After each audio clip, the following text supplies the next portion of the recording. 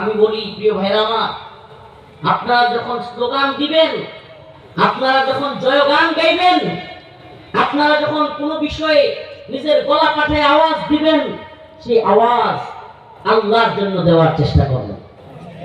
এই কণ্ঠের মালিক কে? আল্লাহ। আয়াত কারিমা তিলাওয়াত করেছি, কয়েকটা বিষয় অল্প সংক্ষিপ্ত আকারে 10টা পর্যন্ত আলোচনা করব।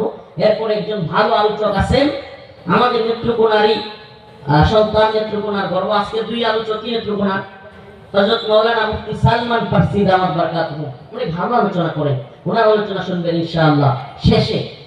তো আমি যে আয়াত পড়েছি, আল্লাহ বলেছেন ইস্তাইনু বিসসবরি ওয়াস সালাহ, সবর এবং নামাজের মাধ্যমে চাইতে হবে, আল্লাহর কাছে চাইতে হবে। কির মাধ্যমে? আল্লাহ তাআলা চাওয়ার সিস্টেমটাও বলে দিচ্ছেন, ইয়া আইয়ুহাল্লাযীনা আমানু ইস্তাইনু বিসসবরি ওয়াস সালাহ, তোমরা আল্লাহর কাছে চাও সবর এবং নামাজের মাধ্যমে। আল্লাহর কাছে আমরা চাইবো কিসের মাধ্যমে? সবর এবং নামাজের মাধ্যমে। চলে যাবে? আমি না না, আপনি চলেই যান, কিন্তু আপনার আমি একটু দুইটা কথা বলি। আমি এটা চেষ্টা করি বলবার জন্য, আমাদের রাজনীতিটা রাজনীতির জায়গায় থাকবে, ইসলামিক প্রোগ্রামগুলো, ইসলামিক কাজগুলো ইসলামিক কাজের জায়গায় থাকবে।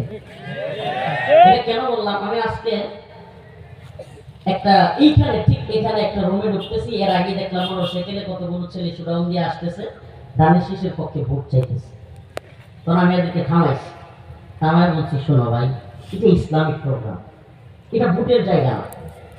আমি এই একই কথা গাইবান্ধায় জামাত ইসলামের পার্টির সামনে, ওখানে একবারে মাহফিলে স্লোগান দিচ্ছে, জামাতের আসন, জামাতের এরিয়া, তো আমি থামাই দিচ্ছি, থামাই দিয়ে বলছি এই কথাটা, এই কাজটা আপনাদের ভালো লাগে না।